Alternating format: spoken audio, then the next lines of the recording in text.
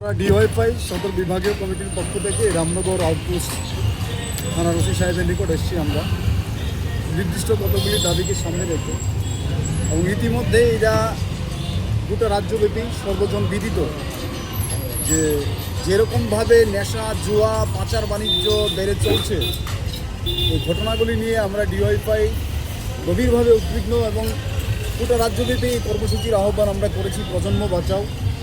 ফলে এই কর্মসূচির অঙ্গ হিসেবে নির্দিষ্ট কয়েকটা পয়েন্টের ভিত্তিতে আজকে আমরা এই আউটপোস্টে এসেছি। আমাদের পয়েন্টগুলির মধ্যে আছে, প্রথমে হচ্ছে নেশা এবং জুয়া কারবারিদের বিরুদ্ধে কঠোর ব্যবস্থা গ্রহণ করতে হবে, এবং এই যে পাচার বাণিজ্য নেশা বাণিজ্যটা বন্ধে পুলিশকে একটা সদর্থক ভূমিকা গ্রহণ করতে হবে।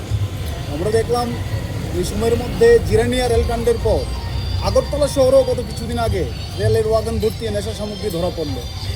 ফলে পুলিশের সামনে এই ঘটনাগুলি হচ্ছে এবং পুলিশ প্রশাসন এখন পর্যন্ত কাউকে গ্রেপ্তার করছে না। যারাই অবৈধ এই নেশা সাম্রাজ্য বিস্তারে ভূমিকা গ্রহণ করছে, পুলিশ জানে এগুলি। পুলিশ জানার পরও কেবলমাত্র শাসক দলের অঙ্গি হেলনে কাজ করছে পুলিশ। নেশা কারবারিদের বিরুদ্ধে পুলিশ কোনো ব্যবস্থা গ্রহণ করছে না। ফলে আমরা দাবি জানাচ্ছি তাদের বিরুদ্ধে দ্রুত ব্যবস্থা গ্রহণ করতে হবে। দ্বিতীয় পয়েন্টটা কী আছে, রাজনৈতিক সন্ত্রাস রোধে প্রশাসনকে কঠোর পদক্ষেপ গ্রহণ করতে হবে। আজকে যেখানেই আমরা লক্ষ্য করছি যে প্রতিবাদের ভাষা প্রতিরোধ তৈরি করছে, সেখানেই শাসক দলের আক্রমণ সন্ত্রাস এগুলি নেমে আসছে। তৃতীয় পয়েন্ট কি, ছাত্রী যুবতী মহিলাদের নিরাপত্তা দিতে হবে। এটা তো ঘটনা যে 14 বছরের শিশু থেকে 72 বছরের বৃদ্ধ আমাদের রাজ্যে আজকে ধর্ষিত হয়, এবং কারা এই ধর্ষণকাণ্ডে যুক্ত, বিজেপির চুনপুটি নেতা থেকে মন্ডল স্তরের রাজ্য স্তরের বেশ কয়েকজন নেতারা।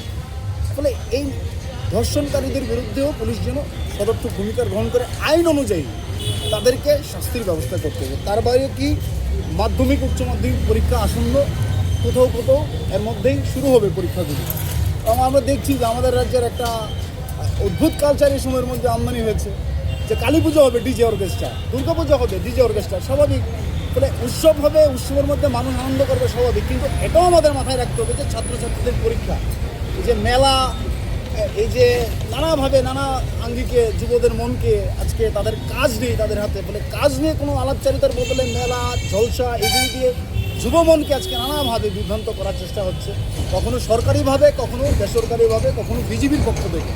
ফলে মাধ্যমিক উচ্চ মাধ্যমিক পরীক্ষা এই সময়ের মধ্যে শুরু হবে।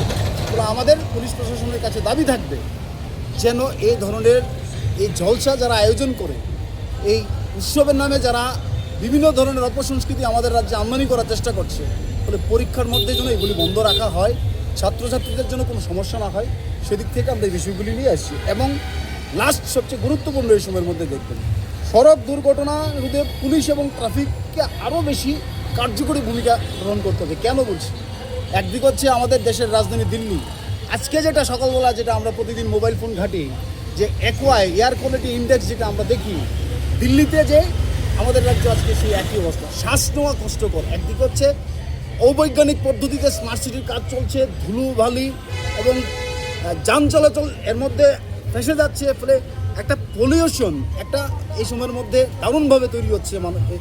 ফলে এই জায়গায় দাঁড়িয়ে ধুলাবালি সব কিছুতে গাড়ির চলাচল করতে অসুবিধা হচ্ছে, মানুষ চলাচল করতে অসুবিধা হচ্ছে, শ্বাস নিতে অসুবিধা হচ্ছে।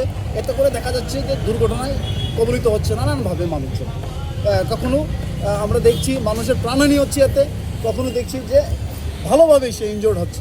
এই জায়গায় সড়ক দুর্ঘটনাগুলি রোধ করতে এবং রাস্তাঘাটের এই যে অবস্থা, এই অবস্থা দ্রুত নিরসনে আমরা সরকারকে বলবো, প্রশাসনকে বলবো কার্যকরী পদক্ষেপ গ্রহণ করার জন্য। ফলে এই নির্দিষ্ট কয়েকটা দাবির ভিত্তিতে আজকে আমরা রামনগর আউটপোস্টে এসেছি। ওসি সাহেবের নিকট আমরা কথা বলবো, দেখি উনি কী বলেন। কেন রামনগর বেছে নিল, অন্য জায়গা তো আমরা এই প্রজন্ম বাঁচাও কর্মসূচির অঙ্গ হিসেবে আমরা গত পরশুদিন আমরা এনসিসি থানাতে আমাদের টিম ডেপুটেশন দিয়েছে, ওইখানকার যারা লোকাল আছে তারা দিয়েছে, গতকালকে বটতলা ফাঁড়িতে দিয়েছে, আজকে রামনগর আউটপোস্টে এসেছি। আমরা পশ্চিম থানায় আমরা আমাদের পারমিশনের কাগজ আমরা ওসির কাছে সময় চেয়ে আমরা চিঠি পাঠিয়েছি, এসডিপির কাছেও আমরা সময় চেয়ে চিঠি পাঠিয়েছি। ওনারা এখন আমাদের টাইম দেননি, যদিও আমাদের সাথে টেলিফোনে কথা বলার চেষ্টা করেছেন যে দেশের স্বরাষ্ট্রমন্ত্রী আসছে, ফলে এই সময়ের মধ্যে তারা একটু বিজি শিডিউল আমরা মেনে নিয়েছি, স্বাভাবিক ব্যস্ত থাকবে পুলিশ। ফলে দেখা যাক আগামী